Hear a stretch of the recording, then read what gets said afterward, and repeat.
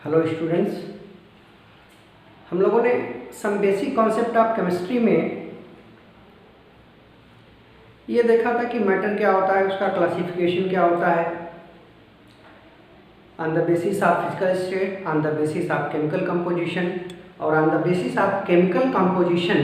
जब हम लोग देख रहे थे तो उसमें हमने फाइनली ये बात कंक्लूड की थी कि जो मैटर होता है वो एटम्स और मॉलिक्यूल से मिलके बना होता है। अब अगर केमिस्ट्री में हम लोग स्टडी ऑफ मैटर करते हैं और मैटर एटम और मॉलिक्यूल से मिलके बना होता है तो हमारे लिए ज़रूरी हो जाता है एटम और मॉलिक्यूल के बारे में पढ़ना। तो हमने शुरू किया था एटम के बारे में पढ़ना और उसमें हमने आपको डाल्टन एटॉमिक थ्योरी बताई थी, फिर रदरफोर्ड का मॉडल बताया था और फिर एटम, इलेक्ट्रॉन, प्रोटॉन और न्यूट्रॉन तीन फंडामेंटल पार्टिकल से मिलके बने होते हैं। इन फंडामेंटल पार्टिकल्स के ऊपर चार्ज, इनका मास और इनके नंबर एक एलिमेंट के एटम के अंदर कैसे निकाले जाते हैं, ये सारी चीज़ें हमने की थी।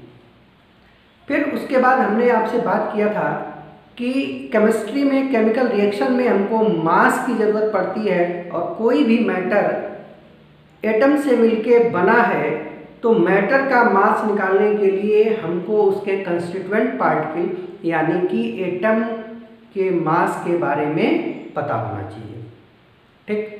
और उसका हमने आपको एक तरीका बताया था कि किसी भी एलिमेंट के एक एटम का मास हम लोग कैसे कैलकुलेट करते हैं, ये सारी बातें हमने की थी। फिर उसी में हमने आपको ये बताया था कि चूंकि एटम का मास, एटम बहुत छोटा होता है तो इसका अपना मास, एब्सोल्यूट मास कैलकुलेट करना 19th सेंचुरी में संभव नहीं था। तो उस काम के लिए साइंटिस्ट ने एक रिलेटिवली एटॉमिक मास या एटम का मास कैलकुलेट करना एक्सपेरिमेंटली शुरू किया था और इस experimentally determination of atomic mass of an element के लिए हमको एक स्टैंडर्ड यूनिट लेनी थी और वही यूनिट थी हमारी एटॉमिक मास यूनिट, जिसको AMU बोलते थे। और इस AMU को हमने डिफाइन किया था कि 1 AMU is equal to 1/12 of mass of 1 carbon 12 atom. और जब इसको हमने मास स्पेक्ट्रोमेट्री से कार्बन के एक एटम का मास कैलकुलेट करके और उसमें 12 से डिवाइड किया था तो 1 AMU आया था अपने पास 1.66 या 67 इंटू 10⁻⁻24 ग्राम या 1.66 इंटू 10⁻⁻27 kg, ठीक है। और फिर वहाँ से हमने कैलकुलेशन किए थे। उसी में थोड़ा सा और हम आज कुछ नई चीज़ें देखते हैं। शुरुआत हम वहीं से करते हैं बेटा कि हमने कहा था कि 1 AMU ये होगा 1/12 into mass of 1 carbon 12 atom. Carbon 12 के एक एटम का जो भी मास होगा उसमें 12 से आप डिवाइड कर देंगे तो जो भी क्वांटिटी बनेगी उसी क्वांटिटी को 1 AMU बोला गया था, ठीक। और हमने आपसे बताया था कि आज के डेट में टेक्निक है मास स्पेक्ट्रोमीटर। इस टेक्निक से हम लोग किसी भी एलिमेंट के एक एटम का मास बिल्कुल एक्यूरेटली कैलकुलेट कर सकते हैं, ठीक। उस टाइम पे ये नहीं था। तो इस मास स्पेक्ट्रोमीटर से हमने कार्बन 12 के एक एटम का मास कैलकुलेट किया बेटा, तो ये आया था 1.99 इंटू 10⁻⁻23 ग्राम। और इसको फिर हमने डिवाइड किया 12 से तो ये आ गया 1.66 इंटू 10⁻⁻24 ग्राम। और अगर इसको हम लोग केजी में कन्वर्ट करें तो ये हो जाएगा 1.66 या 67, इससे कोई फर्क नहीं पड़ता है बेटा। आप यहाँ 66 लिखो या 67 लिखो, कोई फर्क नहीं पड़ता, आपके आंसर में कहीं से कोई दिक्कत नहीं आएगी। Into 10⁻⁻27 kg, this is the value of 1 AMU, 1 AMU। अब फिर इसी के हेल्प से हमने अलग अलग एटम का मास निकाला और उसी मास को हमने बोला एटॉमिक मास। अब देखो ये तो स्टैंडर्ड यूनिट थी ना बेटा। जैसे मान लीजिए कि मेरा वजन जो है कुछ भी सपोज करिए 52 kg है या 60 kg है, तो ये कैसे पता किया गया है? हमारे पास आज के डेट में जो मास की स्टैंडर्ड यूनिट है वो 1 kg है, 1 kg है। अब मेरा मास कैसे पता चला? हमने क्या किया कि मुझे आपने बैलेंस के एक तरफ ड्रा कर दिया, ठीक, और इधर आपने जो स्टैंडर्ड मास की यूनिट है जो आपने बना रखी है, ये 1 kg के ब्लॉक रखते चले गए। एक ब्लॉक रखा तो ये जो आपने केजी का ब्लॉक रखा था ये ऊपर उठ गया, यानी कि मेरा मास अभी ज्यादा था। तो फिर आपने दूसरा ब्लॉक रखा, अब भी उठ गया। तो ऐसे करते करते आपने टोटल 60 ब्लॉक रखे, और जैसे ही 60 ब्लॉक रखे ये बैलेंस बिल्कुल हॉरिजॉन्टल हो गया, बैलेंस हो गया। तो आपने कह दिया कि सर आपका जो मास है वो 60 kg है, 60 kg है। तो इसी तरह से हम लोग किसी भी एलिमेंट के एक एटम का मास निकाल सकते हैं, और उसी को हम लोग कैसे कैलकुलेट करते हैं? जैसे हमें निकालना है किसी भी एलिमेंट का एटॉमिक मास। इसमें बहुत सारी चीजें हमको बहुत समझनी है। तो एटॉमिक मास कैलकुलेट करने का फार्मूला होगा बेटा मास ऑफ 1 एटम। जिस भी एलिमेंट का आपको एटॉमिक मास निकालना है उसके एक एटम का मास और divided by 1/12 into mass of 1 carbon 12 atom, तो ये आ जाएगा उसका एटॉमिक मास। ठीक, अब आपको ये पहले से पता है कि ये वैल्यू जो है इसी को तो हम लोग AMU बोलते थे, तो ये अब क्या बन जाएगा? मास ऑफ 1 एटम, और इसको हम लोग को करना है 1 AMU, तो ये हो जाएगा एटॉमिक मास, एटॉमिक मास। और यही हमारी आज की टॉपिक है एटॉमिक मास, इसी के बारे में आपको पढ़ना है। ठीक है, तो किसी भी एलिमेंट का जो एटॉमिक मास होगा वो क्या होगा? मास ऑफ 1 एटम, उस एलिमेंट का एक एटम का मास डिवाइडेड बाई 1 AMU। देखना बेटा यहाँ पे भी आपने मास लिया है और ये भी 1 AMU भी स्टैंडर्ड मास है, स्टैंडर्ड यूनिट है, तो मास मास कैंसिल हो गया ना। अब जो एटॉमिक मास आएगा इसकी कोई यूनिट नहीं होगी, यूनिट लेस है, इसका कोई डायमेंशन नहीं होगा। ठीक है, और सबसे बड़ी बात यह है कि it is not the mass, ये मास नहीं है, मास नहीं है मतलब एटॉमिक मास यूनिटलेस है, ये मास नहीं है। तो फिर क्या है बेटा? ये एक प्योर नंबर है, ये प्योर नंबर है। किसी भी एलिमेंट का जो एटॉमिक मास होता है वो उस एलिमेंट का मास नहीं होता है, उस एलिमेंट का मास नहीं होता है। क्यों?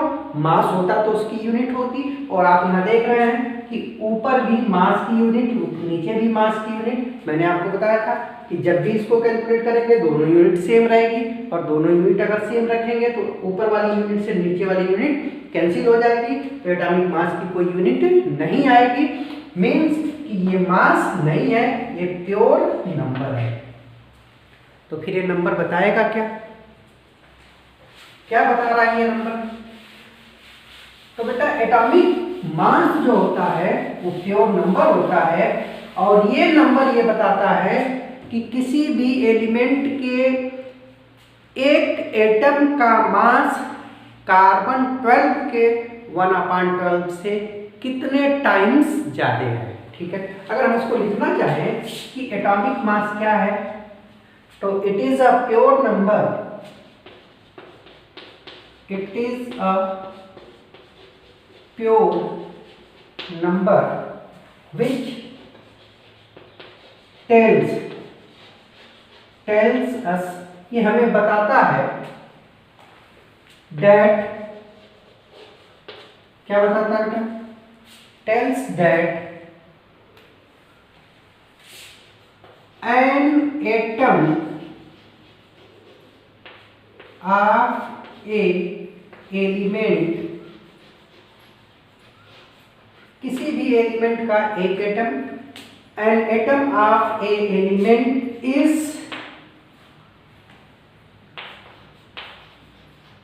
How many times heavier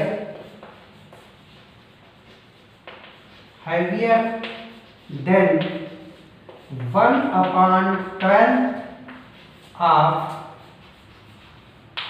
mass of carbon 12, और 1/12 ऑफ मास ऑफ कार्बन 12 ये होता है 1 AMU।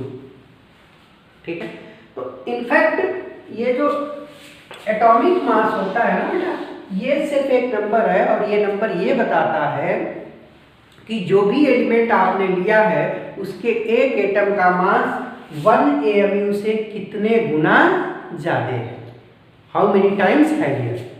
ठीक है, जैसे हम बात करें अगर हीलियम की, तो हीलियम का जो एक्सपेरिमेंटली एटॉमिक मास आपने डिटरमाइन किया है वो आता है 4।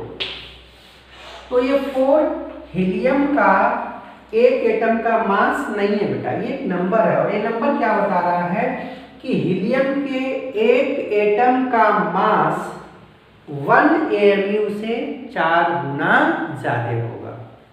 ठीक है, जैसे हाइड्रोजन का 1 आता है, तो ये 1 ये बता रहा है कि हाइड्रोजन के एक एटम का मास जो होगा 1 AMU के बराबर होगा।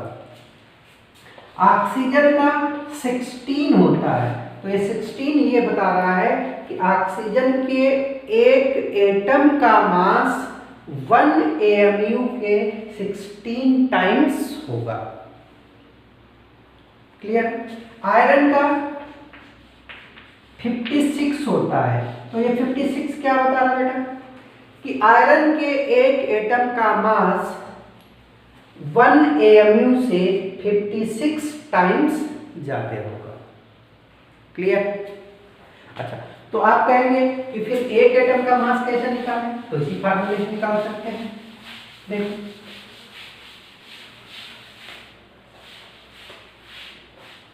कैसे, एटॉमिक मास इसके जगह पे हम लोग AMU लिख सकते हैं, तो अब क्या हो जाएगा, मास of 1 atom, mass of 1 atom किसी भी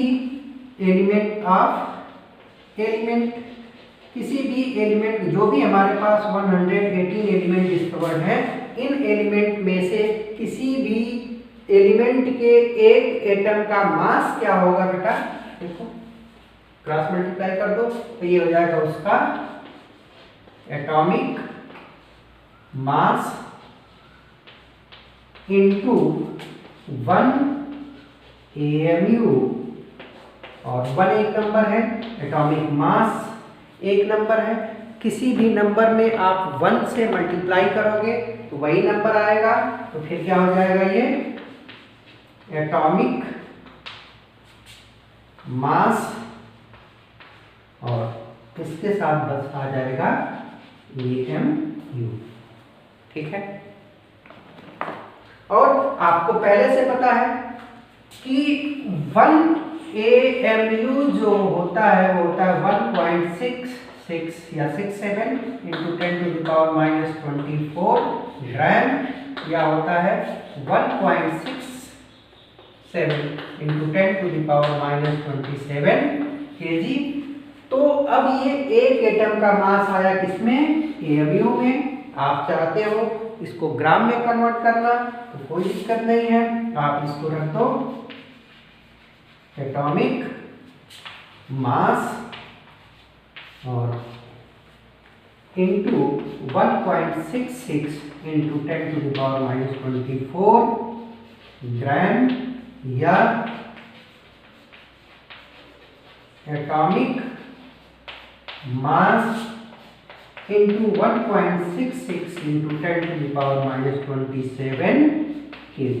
ठीक है बेटा, तो यही चीज तो हम लोग उस दिन भी देखे थे, लेकिन वो सीधे इलेक्ट्रॉन प्रोटॉन न्यूट्रॉन से आके देखे थे।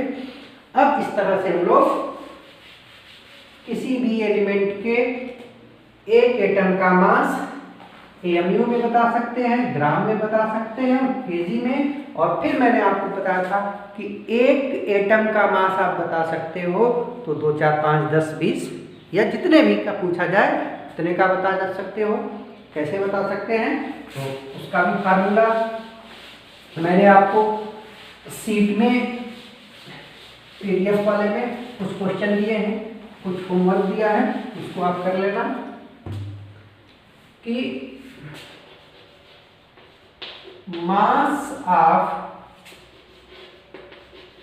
गिवन नंबर ऑफ एटम्स के बराबर क्या हो जाएगा, मास of 1 atom, mass of 1 atom. अब जिस यूनिट में आपसे पूछी जाएगी, AMU में पूछी जाएगी, तो मास ऑफ 1 एटम AMU में रख लेंगे, ग्राम में पूछा जाएगा तो ग्राम में रख लेंगे, kg में पूछा जाएगा तो kg में रख लेंगे, इनटू कर देंगे नंबर ऑफ एटम्स। जितने एटम्स का आपसे मास पूछा जा रहा है आप इस फार्मूले से निकाल लेंगे, और पिछली बार हमने इस पे क्वेश्चन किए भी थे। फिर अगर आप एक एटम का मास निकाल लिए, गिवन नंबर ऑफ एटम का मास निकाल लिए, तो गिवन मास से आप नंबर भी निकाल सकते हैं। कैसे निकाल सकते हैं, number of atoms in given mass, given मास। तो मैंने आपको बताया था, मैंने आपको एक लड्डू की कहानी सुनाई थी कि मान लीजिए आप मार्केट में गए, 250 ग्राम लड्डू खरीद के ले आए, और आपको मैंने बता दिया कि एक लड्डू है, इसका वजन कितना है 50 ग्राम, तो नंबर ऑफ लड्डू कितने होंगे 250/50, कैलकुलेट कर लेंगे। तो जब भी नंबर ऑफ एटम निकालना है तो क्या करेंगे, गिवन मास, गिवन मास कितने मास में आपको निकालना है, divided by mass of 1 atom.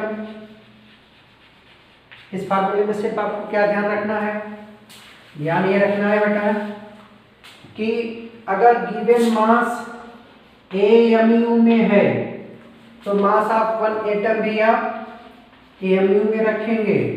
अगर गिवन मास ग्राम में दिया है तो आप मास ऑफ 1 एटम ग्राम में रखेंगे। अगर गिवन मास केजी में है तो मास ऑफ वन एटम भी केजी में रखेंगे। और मुझे नहीं लगता आपको कोई कंफ्यूजन है। एमयू को ग्राम में कन्वर्ट करने के लिए क्या करते हैं बेटा, 1.66 इंटू 10⁻⁻24 से मल्टीप्लाई करते हैं। और एमयू को केजी में चेंज करने के लिए 1.66 इंटू 10⁻⁻27 से मल्टीप्लाई करते हैं। क्लियर है? इस पे भी हमने क्वेश्चन किए थे। फिर थोड़ी सी हम लोग बात कर लें इसके आगे, क्योंकि देखो यही चीज बेटा बार बार आपको रिपीट करना है पूरे चैप्टर में। अगर ये सारी चीजें आपको समझ आ रही हैं तो ये समझिए कि आपको पूरी केमिस्ट्री समझ में आएगी। और अगर ये चीजें नहीं समझ में आ रही हैं तो थोड़ी बहुत दिक्कत तो है, आपको ध्यान देना पड़ेगा, एक्स्ट्रा मेहनत करनी पड़ेगी। ठीक है, हमने कहा था बेटा कि किसी भी एलिमेंट का जो सिंबल होता है ये उसका एलिमेंट का सिंबल है, रिप्रेजेंटेशन। यहाँ पे एक नंबर होता है, जैसे सोडियम के केस में 11 होगा, और इसको हम लोग बोलते हैं एटॉमिक नंबर, इसको रिप्रेजेंट करते हैं Z से। यहाँ पे एक नंबर लिखा होता है, सोडियम के केस में 23 होगा, इसको बोलते हैं मास नंबर। तो ये होता है number of proton plus neutron. किसी भी एलिमेंट के एक एटम में जो प्रोटॉन का संख्या होता है वो उसके Z के बराबर होता है, इलेक्ट्रॉन जो होता है वो भी Z के बराबर होता है, और न्यूट्रॉन्स जो होते हैं वो A माइनस Z होते हैं। ठीक है, तो किसी भी एलिमेंट के एक एटम में आप इलेक्ट्रॉन, प्रोटॉन और न्यूट्रॉन कैलकुलेट कर सकते हो ना।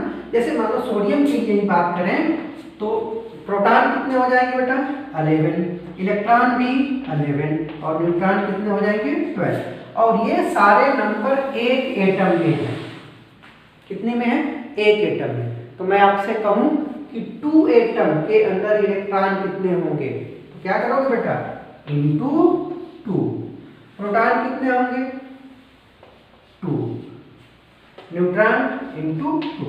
मतलब अगर एक में प्रोटॉन, इलेक्ट्रॉन और न्यूट्रॉन 11, 11, 12 है तो 2 में कितने हो जाएंगे, इंटू 2। 3 में कितने हो जाएंगे, इंटू 3। 10 में कितने हो जाएंगे, इंटू 10। 100 में, 1000 में, कितने में भी। तो क्या करेंगे, अगर आपको एक एटम के अंदर इलेक्ट्रॉन, प्रोटॉन, न्यूट्रॉन पता है, जो कि आप इस तरीके से पता कर सकते हैं, तो total number of electron, proton, neutron निकाल सकते हैं। तो उसके लिए हमारा क्या फार्मूला बनेगा, यही बनेगा बेटा, जो भी उसमें आपसे पूछा जाएगा। Total number of electron, proton, neutron in given element. किसी गिवन एलिमेंट में total number of electron, proton कैसे निकालेंगे, तो वो होगा, कैसे निकालेंगे, नंबर ऑफ इलेक्ट्रॉन, प्रोटॉन या न्यूट्रॉन इन वन एटम, एक एटम में, और इसको मल्टीप्लाई करेंगे नंबर ऑफ एटम्स की टोटल नंबर ऑफ एटम्स कितने हैं। अब ये तो तब करेंगे ना जब आपको डायरेक्ट नंबर ऑफ एटम्स दिया है। अगर डायरेक्ट नंबर ऑफ एटम ना देके उसका मास दिया है तो फिर क्या फार्मूला बन जाएगा, ये बनेगा number of electron, proton, neutron in one atom, और इनटू नंबर ऑफ एटम हम लोग कैसे निकालते थे बेटा, mass, given mass divided by mass of one atom. Clear है? ध्यान फिर वही रखेंगे कि अगर मास एमयू में है तो मास ऑफ वन एटम भी एमयू में लेंगे, गिवन मास ग्राम में है तो मास ऑफ वन एटम भी ग्राम में ही रखेंगे, और गिवन मास अगर केजी में है तो मास ऑफ वन एटम भी केजी में रखेंगे। ठीक है, तो इस तरह से हम लोग किसी भी एलिमेंट के अंदर आप total number of electron proton neutron निकाल सकते हो। जैसे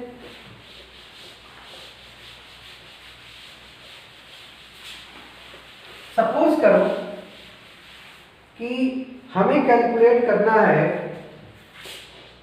कैलकुलेट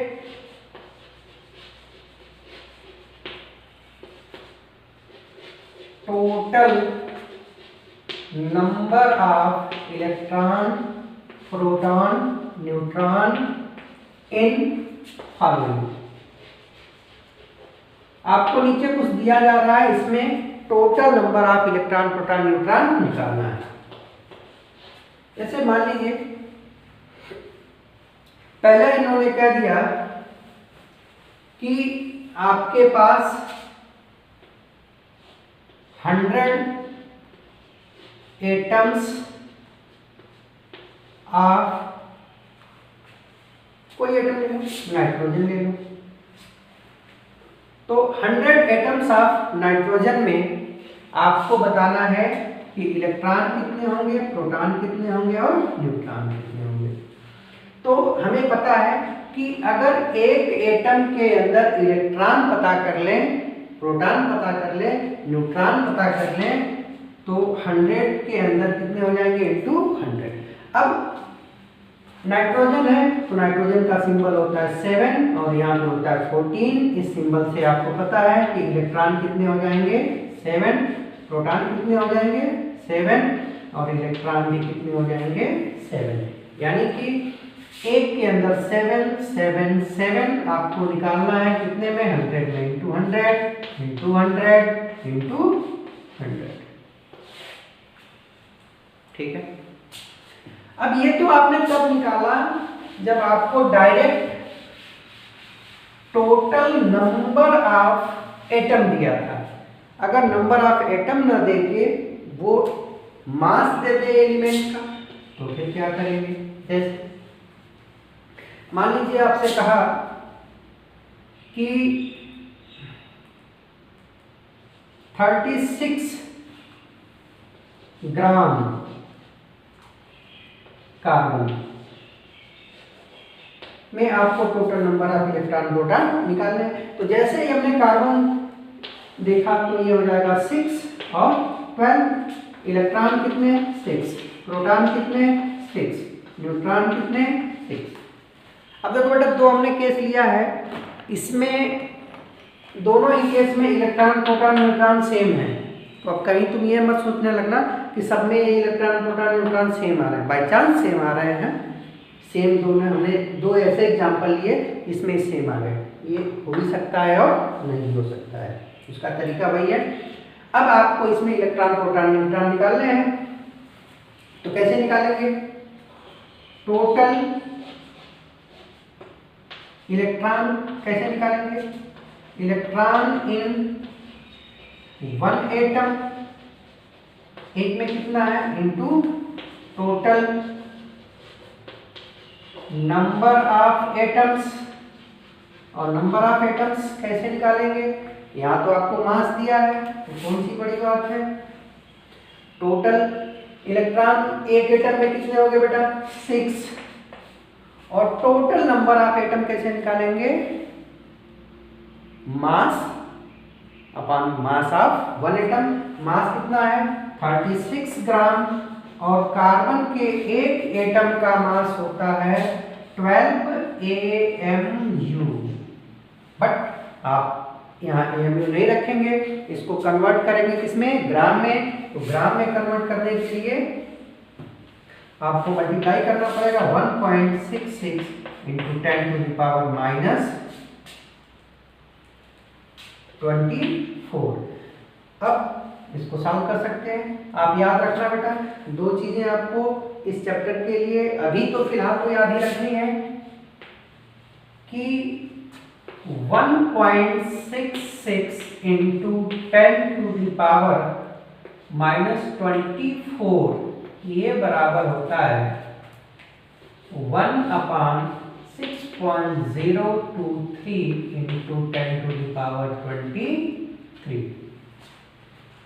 ठीक है, ये एक दूसरे के रेसिप्रोकल होते हैं। तो अगर ये नीचे है तो ऊपर जाएगा तो इतना हो जाएगा, तो ये बन जाएगा कितना बेटा 6 इंटू 36 इंटू 6.023 इंटू 10⁻23। ठीक है, और नीचे में है 12। ठीक है, इसको फिर सॉल्व कर लेंगे तो ये आ जाएगा हमारा आंसर। ठीक है, तो इस तरह से हम लोग इलेक्ट्रॉन, प्रोटॉन, न्यूट्रॉन निकाल सकते हैं। ठीक है, अब एक बार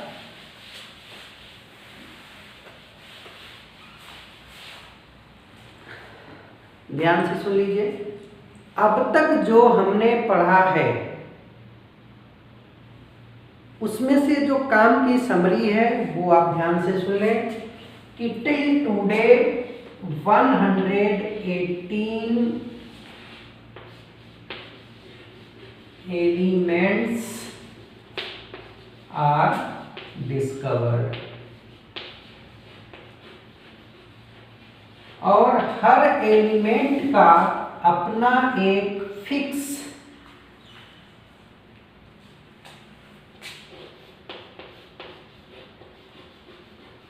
एटॉमिक मास होता है, और ये एटॉमिक मास एक प्योर नंबर है जो ये बताता है कि इस पर्टिकुलर एलिमेंट के एक एटम का मास कार्बन 12 के 1/12 के कितने गुना ज्यादा है। ठीक है, दूसरी बात कि एटॉमिक मास नहीं बताता है। अब जो भी हमारे पास 118 एलिमेंट डिस्कवर्ड है सबका एक फिक्स होगा, और ये फिक्स मास हम एक्सपेरिमेंटली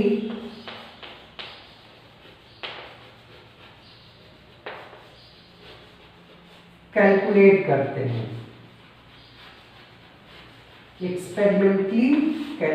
करते हैं,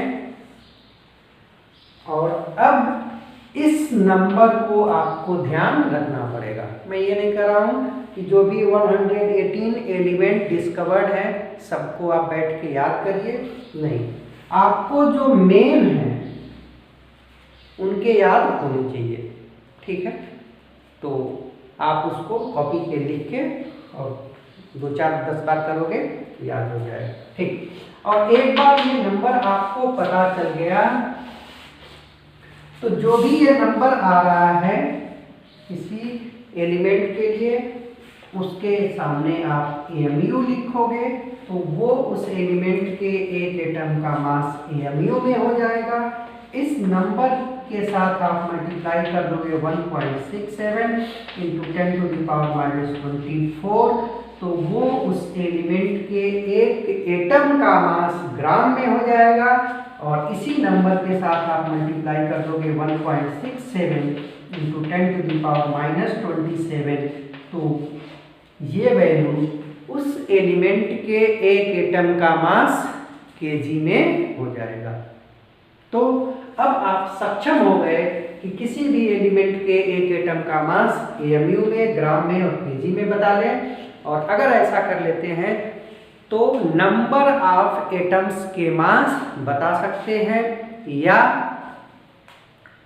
गिवन मास में नंबर ऑफ एटम बता सकते हैं, या फिर आप गिवन नंबर या गिवन मास में total number of electron, proton और न्यूट्रॉन बता सकते हैं। ठीक है, अब इसके बाद जो हमारा नेक्स्ट टॉपिक है हम लोग अगले लेक्चर में करेंगे, और वो होगा एवरेज एटॉमिक मास। और ये हम लोग नेक्स्ट लेक्चर में करेंगे। Till then thank you.